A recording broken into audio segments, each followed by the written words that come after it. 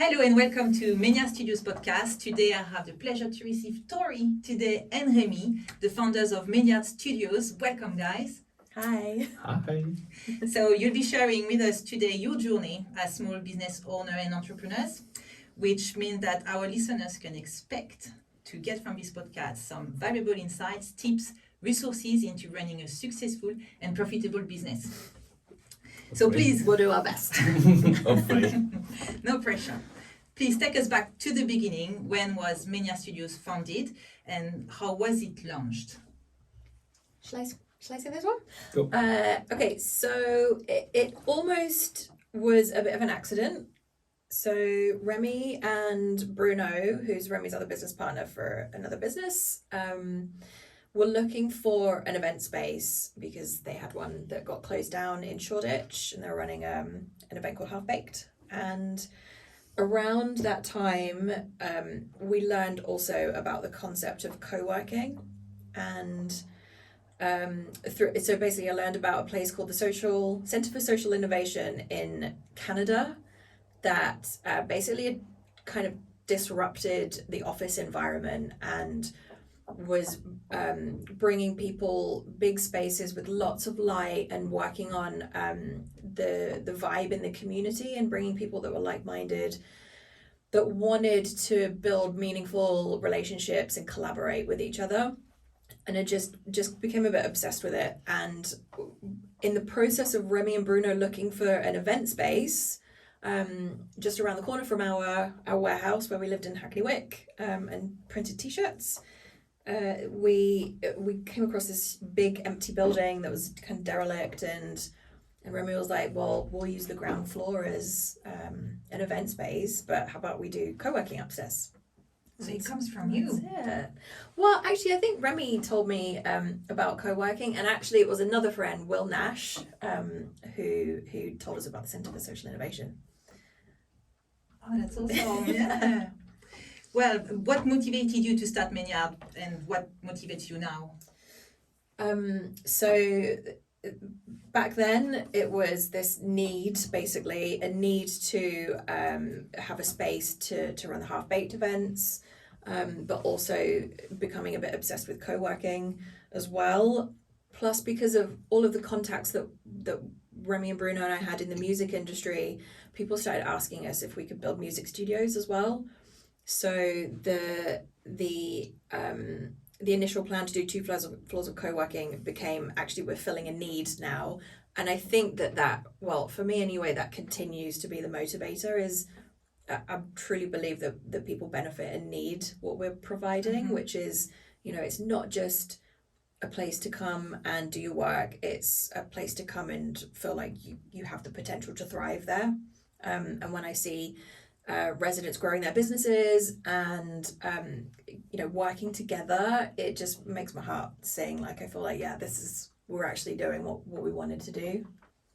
Yeah, I got to second that now. What is really exciting and really motivating, it's finding the right places and setting them up for all those entrepreneurs, mainly that are starting, and really seeing them a growing, life-changing business. So it's super motivating. Yeah. You make amazing connection. You see amazing people starting sometimes from zero and just scaling up, and it's so inspiring for us all the time, for the other people around, and that's really now the motivation behind it. Yeah, and seeing like the residents that we had that joined us 9 years ago, that are still with us, and they've gone from one desk to 3 desks to an office, and one I'm thinking of in particular have just taken like a big studio and have said, actually, our plan is to take like all of them at the back of this building. And it's just really cool to see people growing their businesses, but that feeling that you're part of it as well, and also they're part of our lives as well. So yeah, it's really cool. And as we've gotten better at business, keeping in mind and asking ourselves the question constantly and putting it to the Mainyard Studios team is how can we keep delivering value, and how do we make sure that we're making places where people can grow like life-changing businesses or become the success that they're meant to be. And I think that's what also keeps motivating us as well. It sounds like your success has a ripple effect on other businesses as well. I think it's the other way. I mean, it's very much a two-way street. Like, you know, their success is our success, because without them, we wouldn't be here. But because we are also business owners and we have grown a business, it means that, you know, when we do connect with and talk to our residents, it's on a very level playing field. You know, the conversations that we have are actually really productive, because, you know, we're talking to one of the residents who's just got an investment, or who've just like doubled the size of their business in a year, and it's just like, oh, you know, how did you overcome this challenge? And so it's very much kind of unofficial peer-to-peer mentorship as well, almost, for me and Remi and the residents, and that's why we also are like super passionate about the Mainyard Studios team leveling up their knowledge of business and personal development, because it just means that they're going to be so much more helpful to the businesses in their spaces if they understand the challenges that they face and how to overcome them as well. Mm-hmm. It's sort of empowerment. Yeah. I wonder now, what the one thing you wish you had known when you started? So actually it's funny enough, it's more than one thing. I think I'm actually working on a program at the moment and putting all the hassles and everything you have to go through in your businesses in order to grow it successfully to maybe 7 figures, and without stress and overwhelm, which is what you get on a constant basis when you're an entrepreneur. So what I wish I had known was having a complete clear path on what to do from start to beginning, and basically it's based on 3 things: is getting the foundation right, having the right system and processes, and then understanding how to grow and scale from that. And no one really tell you that. You most of the time you got to go and find for yourself from various amount of books and mentors and courses and stuff like that. So yeah, I wish that someone would have been able to teach me that when we started, and there was no one. I still haven't found anything like that, so we're actually working on a course to actually deliver to people and really help them grow. That could be the next podcast. Topic. Yeah, absolutely. Yeah. So telling me that, I wonder who or what has been your greatest inspiration during the past decade? For me, it's been Remi. Like, he really is so focused on creating something for other people, and then that in turn benefits our life as well. And I've grown so much as a person because of him and the environment that was created. So Remi's always been into personal development, and we've had books at home for a long time that for the first few years of our relationship I just was not interested in. But he never shoved it down my throat. You know, it was like, here's a book to read. I remember for our first Christmas he bought me Rich Dad Poor Dad, and I probably read it like 3 years later. So yeah, you know, being around somebody who wants everybody to do better is really motivating and inspiring. Yeah, I would say for me, in the last decade, I mean, before that, it would be my dad. My dad has always inspired me to do more and to achieve more. So that was him. But in the last 20 years, I would say, because it really started like this, a friend of mine offered me the Robert Kiyosaki Rich Dad Poor Dad. That was a game changing. I mean, I was always wanted to grow my business and have something, but this book is just amazing. I think it's a very, very easy book for anyone to start that want to actually do something. It just maybe open up your mind to some possibilities. Then in the last 10 years, one of my mentor, Rob Moore, myself and Tori went for a mastermind. We paid a lot of money to be part of this. It was a monthly meeting, but also Rob Moore has a training academy, and I've done different course with him. It used to be mainly about properties, but property investment, but then they done one about entrepreneurs and business, and when we done it, for me that was a game changer. I mean, the amount of personal development and mindset. I think this is it. Is the mindset. Having the right mindset, and as a mentor, it's been very, very inspiring. And I think everyone should have a mentor. That's 100% sure. Yeah, actually, when we did start doing the mentorship with Rob, that was the start of me taking being an entrepreneur more seriously, and realizing the amount of work on yourself that you need to do. So we'd go there once a month, and Rob would tell us about the thousands of books that he'd read, but also then give us like tips and actions so that we could also start to level up, and being in an environment around other business owners as well was just, I was like, okay, I've got a lot of work to do, but also I can get there. I can get better, because look at the support and the resources. That nothing beats experience, but also you can use the experience of others, like reading books from people that have gone through what you're trying to achieve.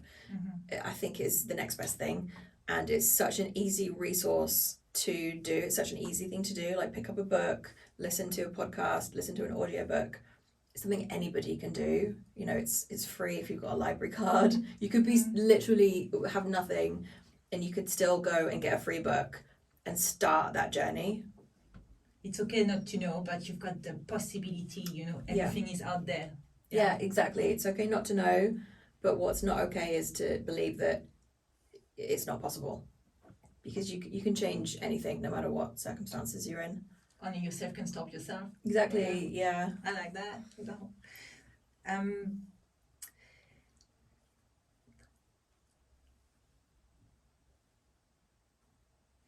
Was there anything you had to sacrifice in order to get to where you are now? I do again. Was there anything you had to sacrifice in order for you to get to where you are now? Yeah, tons of stuff. I don't feel like we've sacrificed looking back, but definitely there were many times over the last 9 years when I was like, this sucks. Like, we haven't been on a holiday, we've got no money. We were living in the building at one point we lived there for 3 years. So like living on building sites. But looking back, it doesn't seem like it was that big of a deal. Yeah, I mean, for me, I think, from an outside view, someone might look at it and say, "Oh my God, this is not enjoyable. They're working so hard." Because I do think that you got to work really, really hard in order to be successful, especially when you don't know what you don't know, and you need to work extremely hard to get the experience and do the learning, and also work really hard when you don't have money. You most of the time you start and you do all the jobs, so you work 80 hours a week, maybe 7 days a week, really easily. However, some people that do not have any purpose in life and they're just looking for enjoyment and entertainment might look at it and say, "Oh my God, this guy is just crazy. He's just works so much," But I've never felt like this. I love every single step of the way, and I'm not saying that it is not hard. Obviously, clearly, even in life, regardless you're working or not, there's hardship.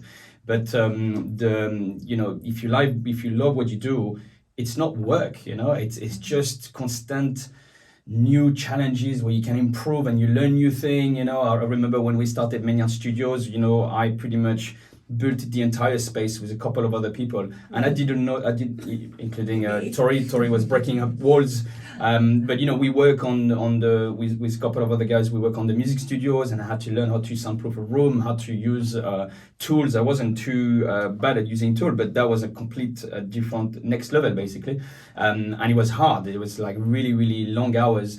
So you might say, well, I guess we sacrificed maybe some time outside work, but I think many people are using that time to then go and watch TV, and get brainwashed or go out with some friends. And is it potentially a good trade-off? I don't know. I mean, I'm pretty happy with personally my life, how we got there, and also I've got less so now, because obviously you change as you get older, but when we were 10 years ago, it was play hard, work hard, play hard, and at the time we used to have Half Baked, and we created Half Baked because it was a party, a warehouse party, and we could go out, and we could, at the same time, it was a business venture, so we would make money at the same time as having a lot of fun. So we would work really hard during the week, building stuff and really trying to achieve it. And then once a month, we would do an event for 15 hours, sometime 24 hours. Maybe not 24 hours, 12 hours, maybe 20 hours. And it would be super hard, but we would have so much fun doing it.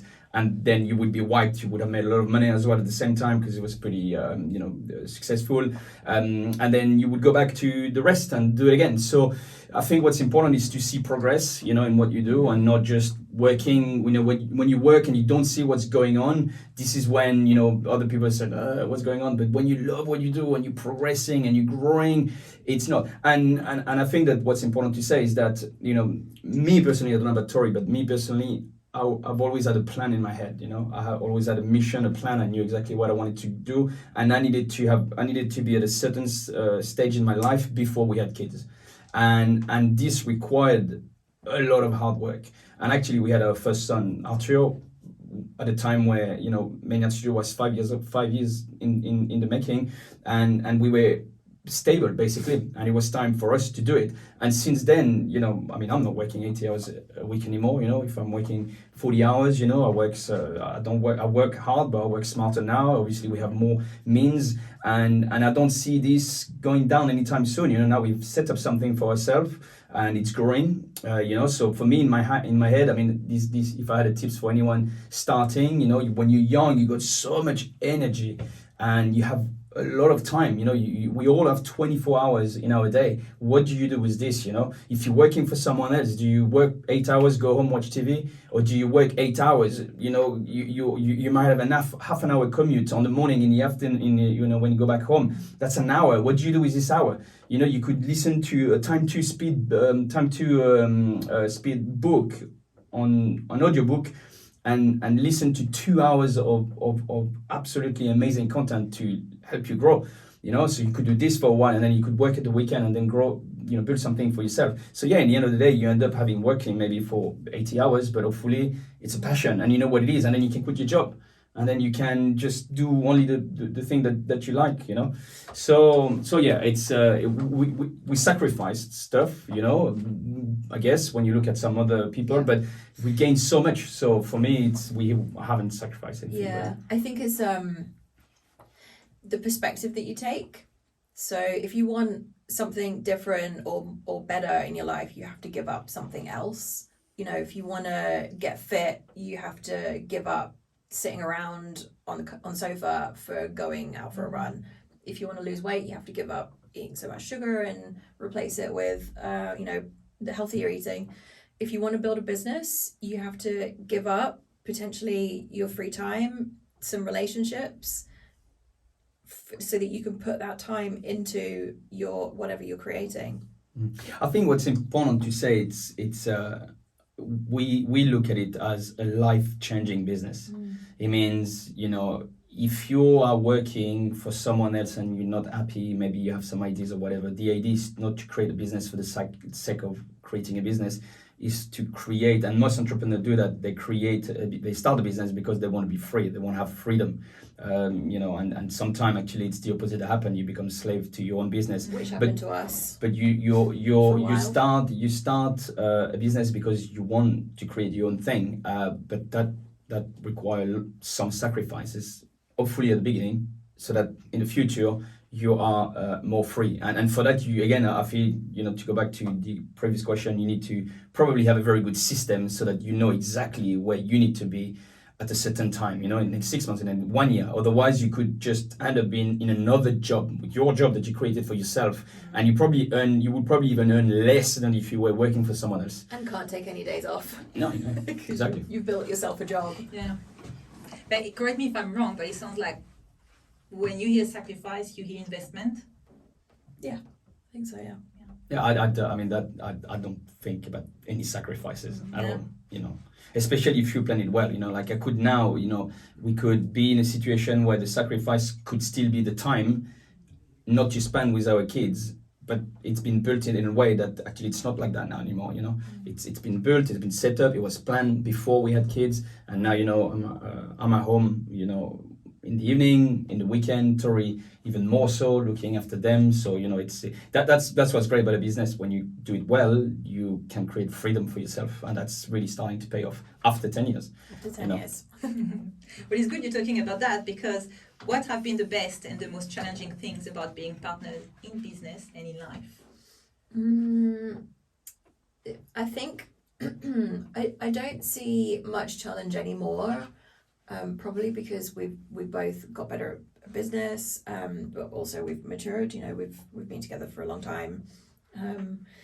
Initially, it was our different approaches to things. Remi's very direct and single-minded towards a goal, and I was less so, and I would take more into consideration an entire landscape, like how are these people affected by our decisions. And ultimately what I've learned is you do need to take that into consideration, but also it's our responsibility to make sure that the business keeps going and it grows, because that's the goal, because that means that we can help more people, we can create more space for people.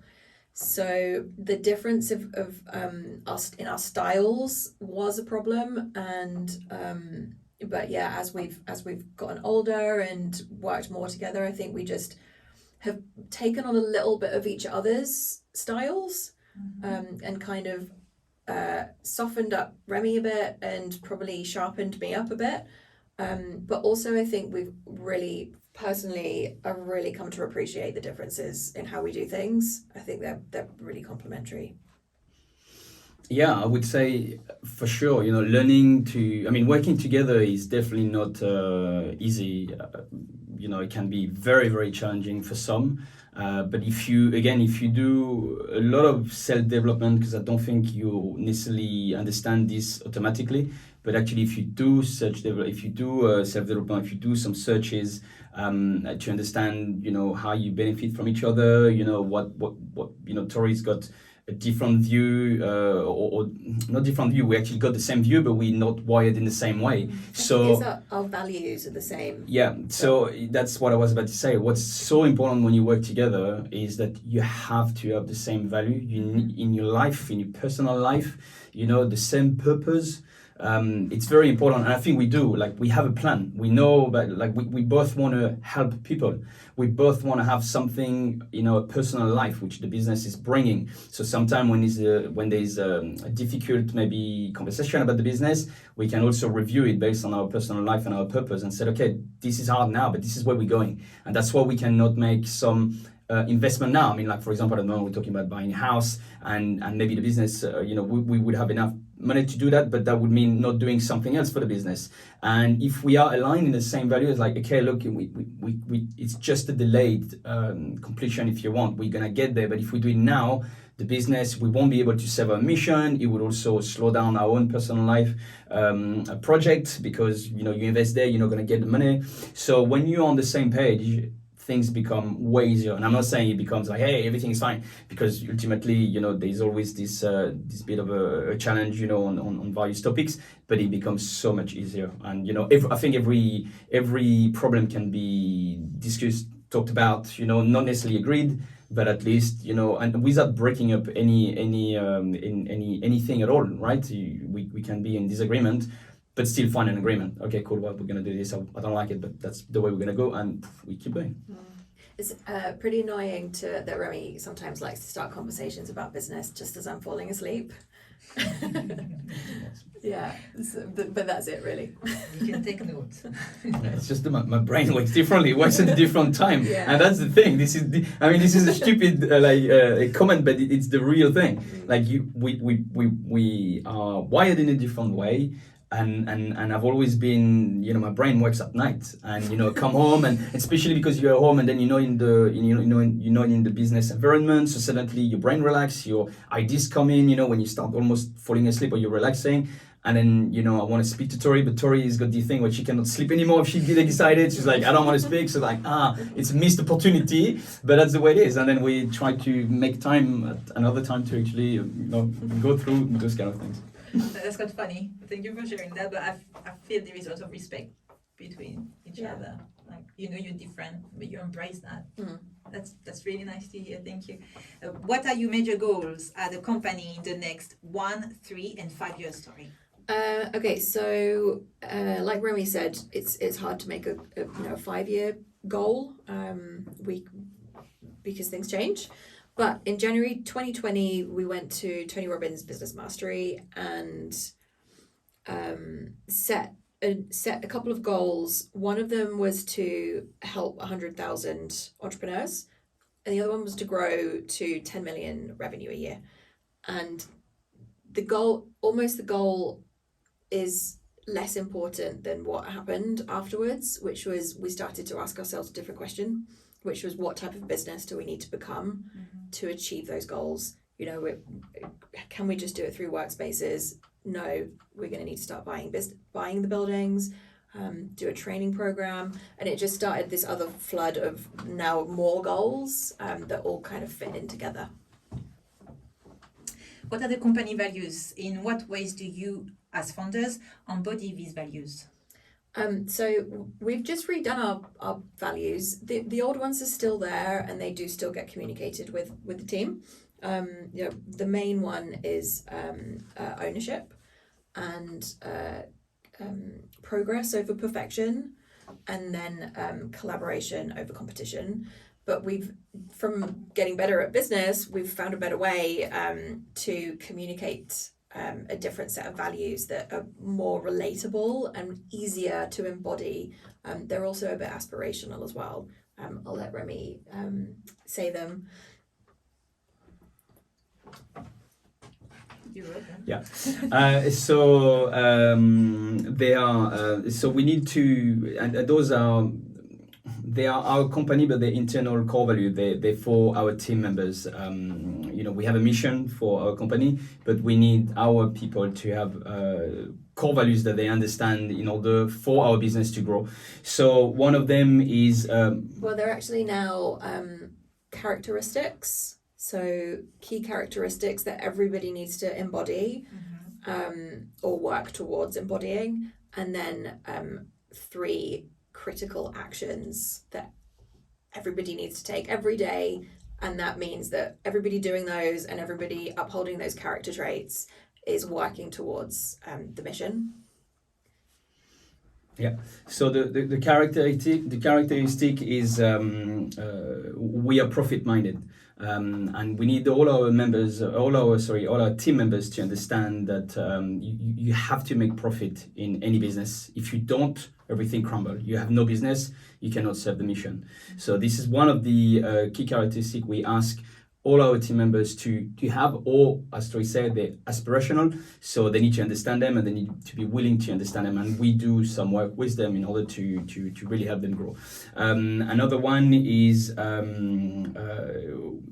it's about an unshakable character. An unshakable character.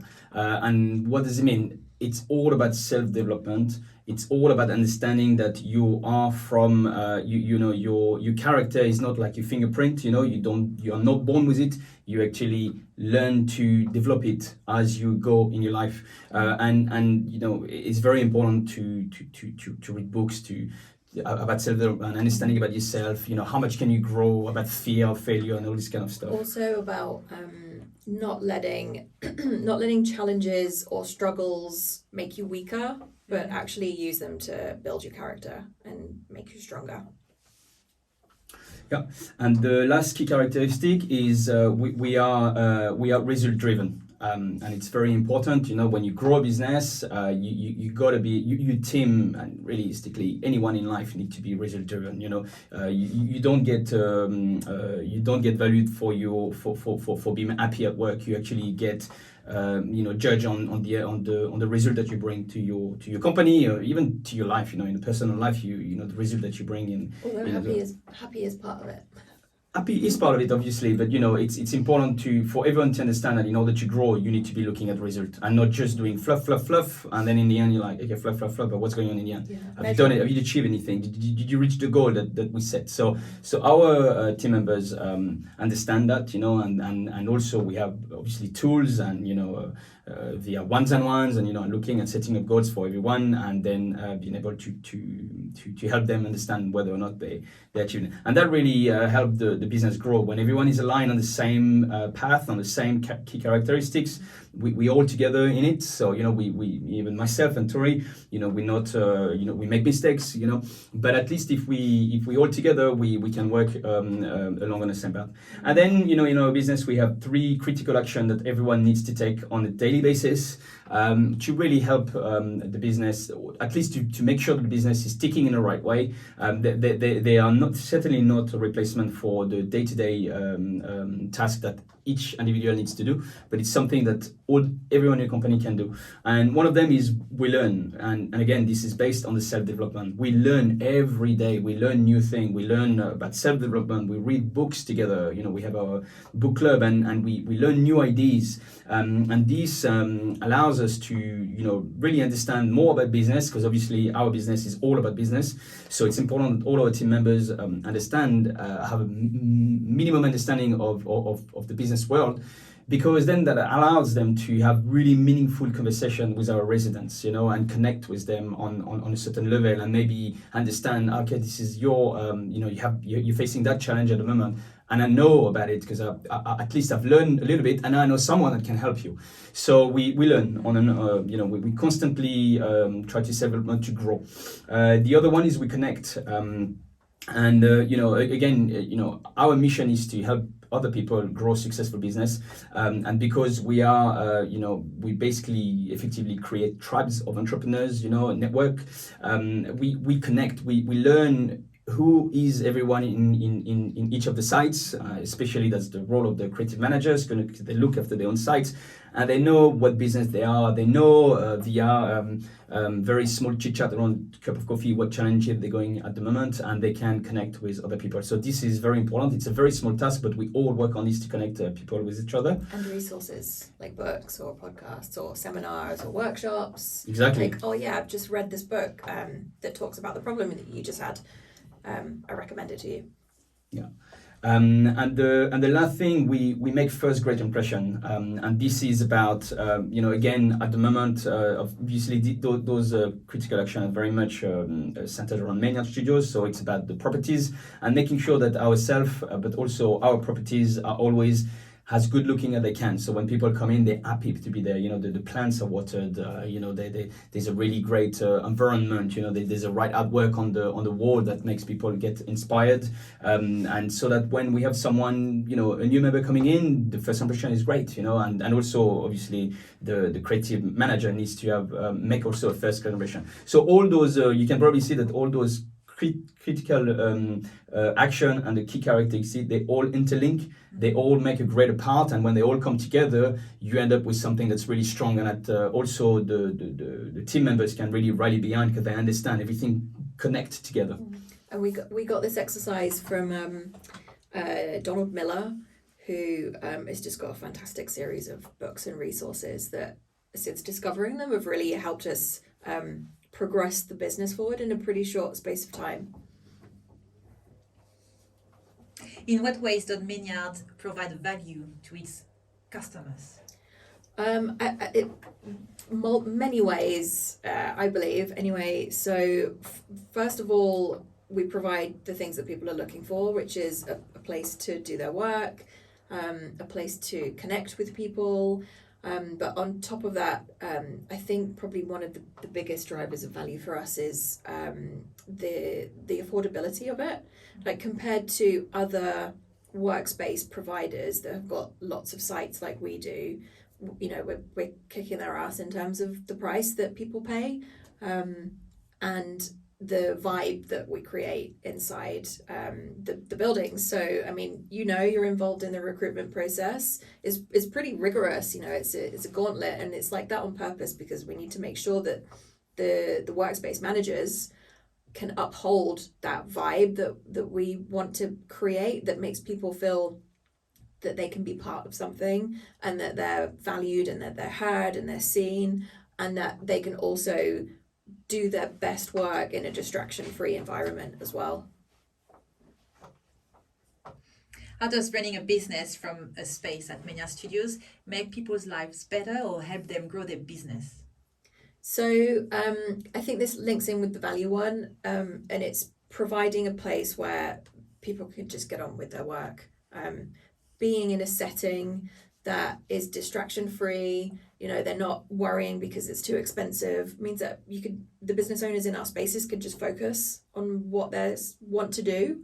And then there's also, because we take a lot of time in cultivating the vibe and inviting certain other entrepreneurs into the building who complement each other, it means that there's nice conversations and meaningful interactions that can be had as well. And ultimately, beyond our basic human needs being met, that's what human beings look for after, food, water, shelter. What comes after that? It's meaningful connections and growth.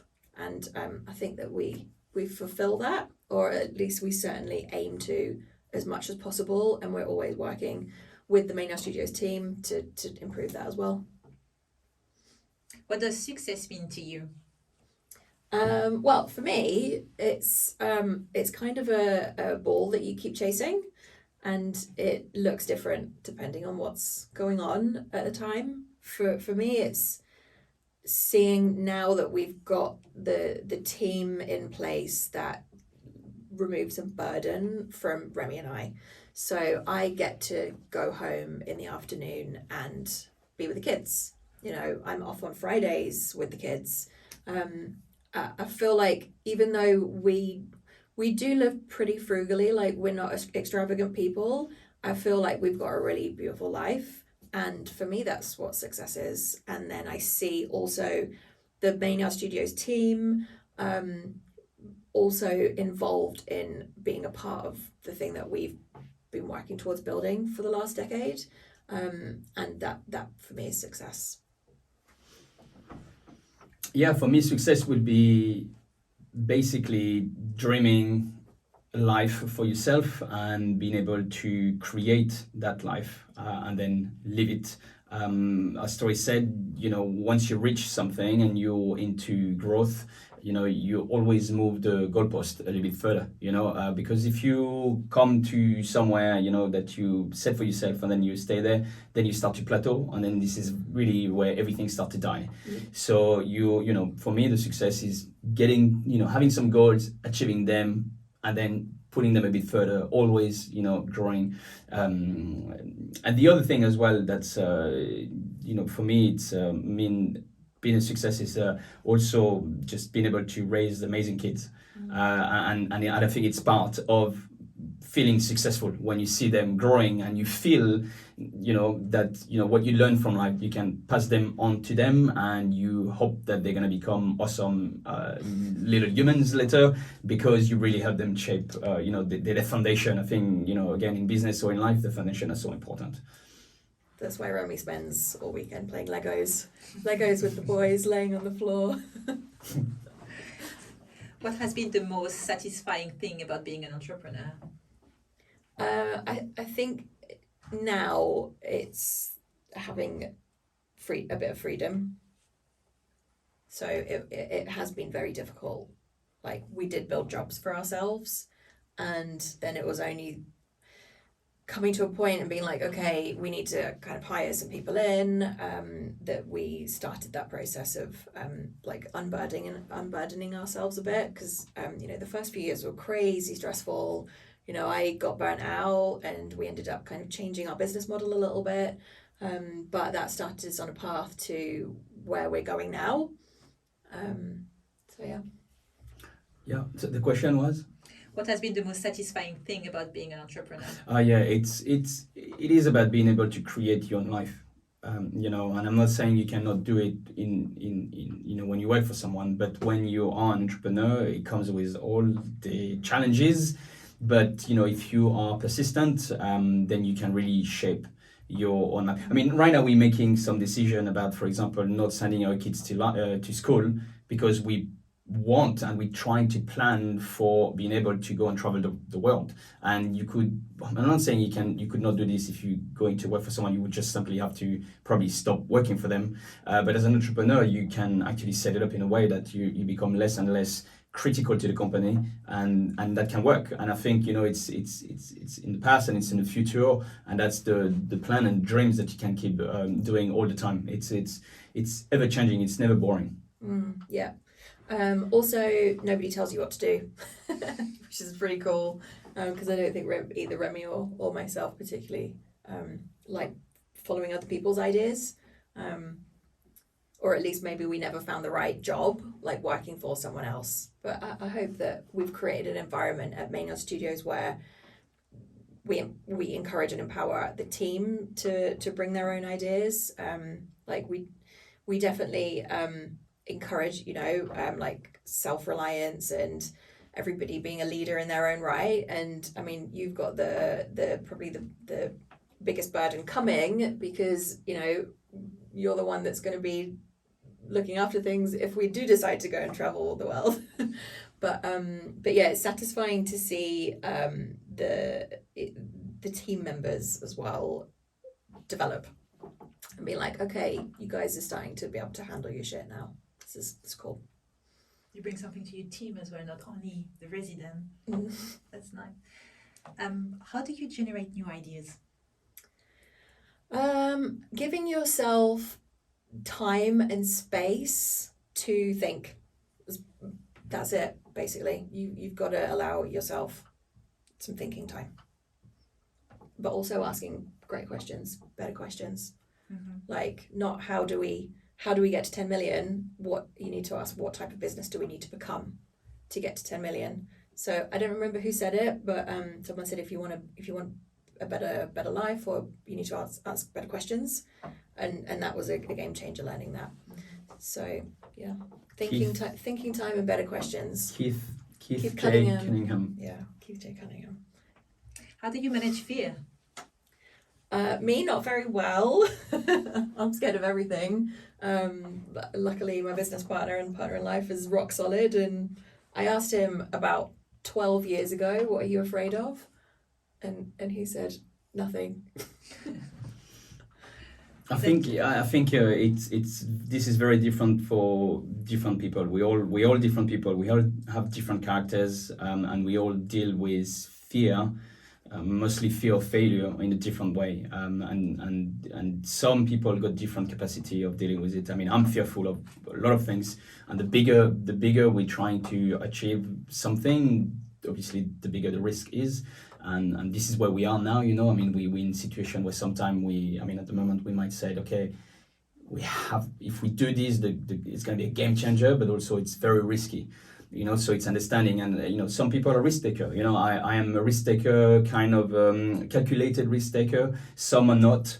You know, and some people would need a lot of information, getting their head around it until they are able to take a risk, and sometimes actually becomes a burden because nothing happened. I think, you know, understanding what profile you are on the disc profile. I think it's a huge tool I would recommend to everyone. Do your disc profile.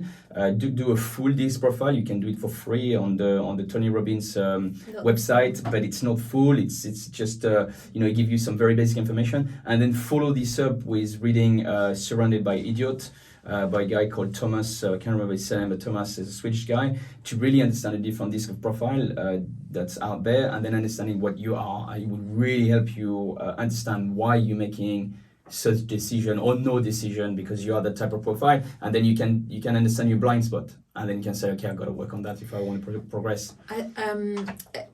One thing that does help me with fear, and it's not anything new or unknown, it's thinking about the worst case scenario and almost like rationalizing it. So this time last year was a really good example. You know, it was the start of lockdown, nobody really knew what was going on, and I had the thought, like, crap, maybe everything that we've been working towards for the last 10 years is going to go away. And it took me a while to kind of get my head around that and not be in a fearful state. But ultimately, I kind of changed my perspective and said, well, if it does go away, then we're not tied to anything here anymore. We just take a new decision, change our goals and work towards that. I was like, we could go and spend 6 months living at a beach if it goes away, and then decide what we want to do. On So, a yeah. cheap beach, because On we a would have cheap- no more money. In We would go in a rowing boat. a tent. Yeah, I actually thought we'll just go and live at either at my parents' house or Remi's parents' house. But ultimately, it wouldn't be the end of the world. So that's always a really good phrase. It's not the end of the world.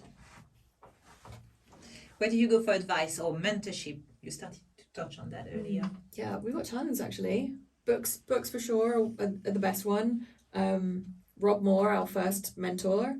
Keith J. Cunningham's pretty awesome. Tony Robbins. We've got Coach Steve. Remi, I think, wanted to say a bit about mentorship as well.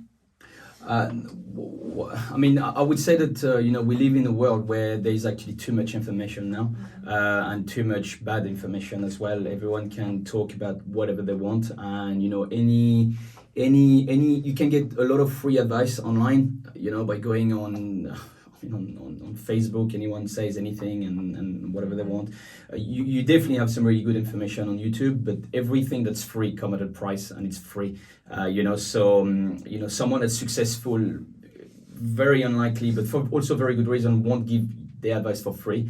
Anything that's free, you tend not to follow up with. You don't value it. You don't value it because it's free. Some people will give you some free advice that's actually going to cost you in the long term, because whether it be on time, that you invested that it's not working, and actually it could be the wrong advice, which will actually cost you money. Yeah. So what I would say about mentorship, I think, as I said before, it's so important to have mentors. Some people that are maybe just a step ahead of you, not 10 steps, because it's just way too much and you don't even can comprehend it. Yeah.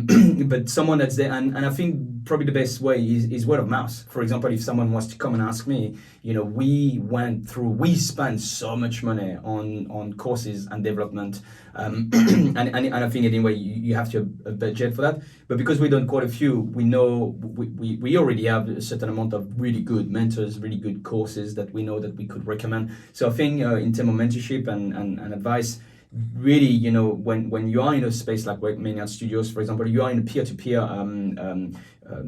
network, with other like-minded people. So best way is to go and speak to different people and say, do you have anything you can recommend? And someone that has bad experience, why would they recommend that to you? They said, I paid that, it was crap, don't go and see it. But, I would certainly recommend some very good, mentors.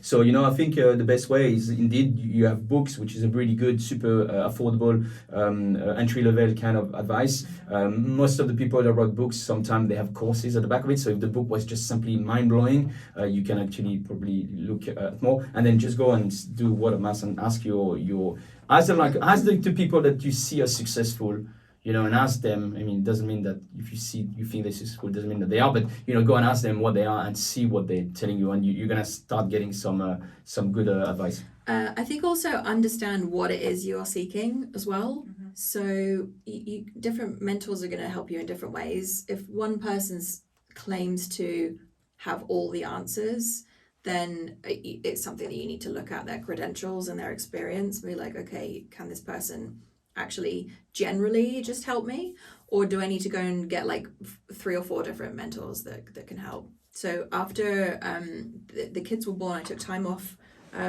away from the business, and when I came back to work, I had a coach who helped me go from having like mummy brain for the last 3.5 years to, all right, you need to change the way you think if you're going to come back into the business and contribute. So that was really, really helpful. Look at, like Remi said, someone's credentials. So, there's a lot of coaches that are very young out there now. And I think that's not a bad thing if they're teaching you how to do something that they've done, like grow 10,000 Instagram followers or 100,000 Instagram followers, and they can prove that they've done that. But be careful if they're like, I'm going to coach you in your business now, because I've said it before, there is absolutely no replacement for experience. And a 20-year-old who's done very well on Instagram does not know how to handle catastrophe in a business. They haven't lived through it, so you need to go and find the old dogs who have done it. They've failed multiple times, like bankruptcy, lost everything and rebuilt it, and those are the guys that you want to go and listen to with business. Yeah. What specific skill set does one need in order to be successful at running a business? Can you name your 3 top skills? Yeah, I mean, I might sound a bit boring, but for me, you got to be hardworking. Mm-hmm. I mean, I think nothing beats hard work. And again, it doesn't have to say, oh, you're working so hard, this is crazy, because if you like what you do, actually, it's not really feeling like you're working hard. So you need to be working super hard to learn new things. You need to be, Resourceful. Okay, you can say your thing. You need to. So I think you need to be hardworking. I think you need to be flexible, because when you start your business, you think this is how everything's going to be planned out, and actually it doesn't. And if you're too, strict and you cannot be flexible, it just doesn't work. You get stressed out, and then you wonder why nothing's happening. And actually, the last one is actually being able to handle the pressure. Because depending if your business is like, oh, I want to create a business that turn £40,000, and basically you're a solopreneur, you can have very, very different pressure level than someone that want to do a 10 million turnover business, which is what we want to do, and you have a lot of pressure when we start having team members, and you need to have recruitment, HR, and lawyers, and this and that. So you need to be under the pressure. If you don't, I would say probably don't start a business. Go and work for someone. It's so much easier sometimes. People think they want to run a business. They don't understand what problems will happen when they start. So I would add to that resourcefulness, which I just think as a human being you need it, and resilience, and the flexibility as well, I think. Thank you. What tools do you use for focus and productivity? Mostly I use Google Calendar and Trello, and then we're just about to get a PA as well, actually. Because even being in business, I mean, Remi's been in business for longer than 10 years, and me just about that. I'm still kind of disorganized, really. Yeah, I think again it depends on your type of profile that you are. I mean, I'm a 100% D, and I tend to plow through anything. So I'm not very good at being organized. In terms of focus, for me, it's music. Very piano, classical, this kind of stuff. Tori doesn't really like it, but I tend to listen to this. It calms me down because I'm someone that's got too much energy and too much ideas and stuff like that. So I love to work with this. Obviously, over the years, you learn tools. For example, you learn to have a tool that if you work on something that's urgent, important, not urgent, or urgent and important, and just some very simple tool like this help you. Like, okay, what am I doing right now? Should I really be working on this?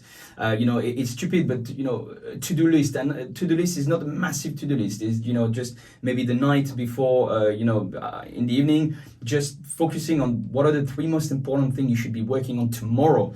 As an entrepreneur or even as just an employee, you really tend to get into responding email, responding to this. Really, is that really what you should be doing today? Will that change the world? Actually, if you do those 3 most important things, is that gonna really push the business forward? And understand it. You need to think. It's this thinking time we were talking about before. You need to take a little bit of time thinking about what you need to do the next day, and then work on those. So that would be my suggestion. So next question is, tell us about an encounter, a person, a resource that made you change your way of doing things.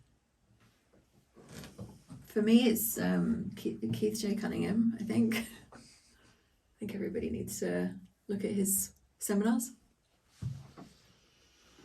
I think it's for me it would be that's quite a long time ago, but it would have been definitely reached that point, that was the start, of understanding. As like, oh wow, you can do things in a different way and basically create asset for yourself, so you don't have to work all your life for someone else. Something else is working for you automatically. So that was a big game changer. And then again, I would say Rob Moore, our mentor, in the last 10 years, it was really this click into working smart. You can work hard, but you need to work smart, and also using your time as efficiently as possible. And ultimately for us, it was about listening to books as much as you can. While for example, while you're in your transport, you commute every day. In London, everyone commute, and if you listen to music, it's great, but you could be listening to audiobook, and you basically double your time on doing this. You're going to work, but you're actually educating yourself,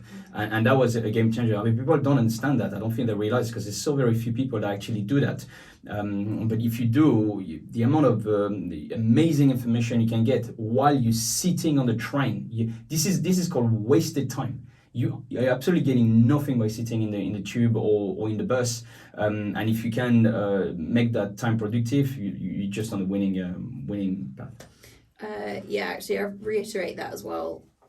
Going and paying to have someone's expertise and time was really, really good. I think that year I think I must have read or listened to like 50 books. They were all non-fiction, business, personal development, biographies, and then that new year, my New Year's resolution was to stop reading fiction books. I haven't read one since. Not that that's a fiction books serve their purpose. And actually last year I missed a good story, like a bit of an adventure, and I read Shantaram, which was borderline fiction because it's based on a true story. What has been the biggest challenge along the way? How have you been overcome this? How are you working through it? For me, it's been changing the way that I think about business. I think probably as a younger person, I probably had a bit more of like a socialist mindset, and from learning more about the world and people and business, I've definitely come more towards kind of this self-responsibility aspect, and I think that learning that has made me a better person in general. It's made me want to become better, but share that with everybody else as well. But I do believe that you can't kind of change people or help people that don't want to. So, but by doing it for yourself, you're there when the people around you are ready, and that's the best way that I think that you can kind of. I forgot the question. Sorry. How are you working through it? Working through what? Sorry. The challenges that you made. Okay. So I mean, it wasn't really a challenge. I mean, I think I probably did have a little bit of an existential crisis when I was like, wait, this does not serve me or anybody around me. To kind of denounce responsibility or try and share it amongst everybody, because if nobody's accountable, then. If everybody's accountable, then nobody's accountable. Mm-hmm. So actually changing my mindset from being very liberal to actually, if I want to see change, it has to start with me. And then, like Remi said about raising good kids, that's what we're passing on to them as well, I hope, so that they'll also grow up and want to contribute and help people. My biggest challenge is because of the type of personality I am, being really high deep, pretty dominant, always just running everywhere, a lot of energy. It's been basically my communication with other people, understanding that not everyone is on the same level as you are, and actually doing the DISC profile. I've done it with a coach, so it was a very full one, and understanding everything in it, the intensity of your profile. If, for example, when I've done it, you got to respond quite question. I think it's 40 to 50, and some of them I was responding. I was like, oh man, I know I should not have this at the bottom, but that's not my priority. So you basically tell me priority, and when I had my result, my altruism was 0. And I was like, yep, I knew this would happen, but this is my priority. And you can change this profile as you grow. It does not have to stay the same. But when I asked my coach, I was like, why, how can I change this 0? And actually, I needed to change something else completely different in my life. I needed to respect. It wasn't really respecting myself more, but basically she was asking me, do you go on holiday? How do you feel when you go on holiday? And I was like, well, yeah, I do, but I'm annoyed when I go on holiday because I'm not working more than everyone else around me. I need to be leading this stuff, and I need to be showing that everyone how hard I work. And she was saying until you relax on that thing, your altruism will never be better. And basically it's about understanding massive shift when I start understanding my disc profile, and also being able to read about it, because you know who you are, you push it, you always I got so much energy, and you tend to, when you're like me, you tend to see people with less energy like, come on man, just do something. It's just different type of profile. People just maybe internalize more things. They like to understand everything very well before they take an action. So understanding this was really, really good. So again like doing this profile and reading Surrounded by Idiots, it's just I recommend this to everyone. Everyone should understand that. What are the biggest risks you face as a company? I think they're the risks that any business faces, which is fading into obscurity, and just not delivering value that you say that you will or that people want. So it's important to constantly be assessing and reassessing whether you're doing a good job, and if people still want what you're trying to give them, because ultimately they're the ones that decide the future of your business. So having good relationships with all the residents and the clients means that by working to fulfill their needs means that hopefully the risk to our business is lower. So that if we were trying to force something down people's necks and they weren't biting, it's not a problem with your customers or potential customers, it's a problem with your business. So ultimately you kind of had to let go of your own aspirations and ego and let the market dictate how you do or what you do. Yeah, I think one of the biggest challenge the biggest risk in business is to fall in love with your product rather than understanding what your customer wants. Fall in love with your customers instead. Fall in love with your customers, not with your product. Recently last year, every single business on earth has been completely, trampled. I mean, some for the good, some a lot worse.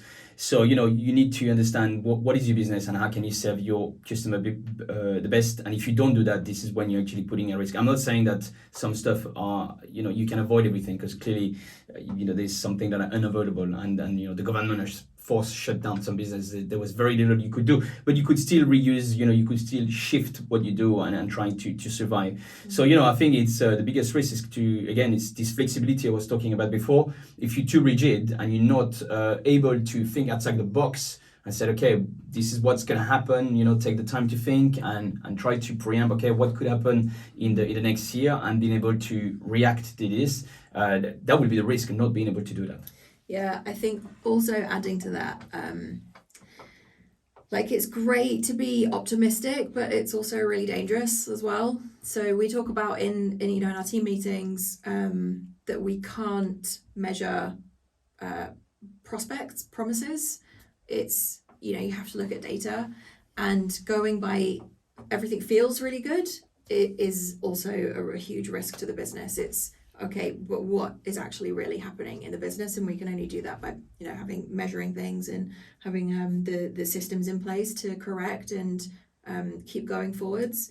So whilst I'm ever the optimistic, but also I've learned over the years that all right, that's not good enough. Mm-hmm. We actually need to see what's really happening. And also when things are really great, and things feel easy and smooth running, is the time to take an even harder look. You know, why is this going so well? Is it going to last? What can we do if it takes a nosedive? Is there a specific framework you have followed to set up your business, or there is a framework you now know of that you wish you could go back and give yourself when you were starting out? Traction. When we first yeah, started. I mean, 100%, and this is exactly the program I'm working on, you know, which is something I wish someone would have give to me when we started. And, you know, again, as I said before, you start with your foundation. You know, it's a 9-step program. So you start with the foundation. The next step, the next level, if you want, is the system and processes, and then it's growth.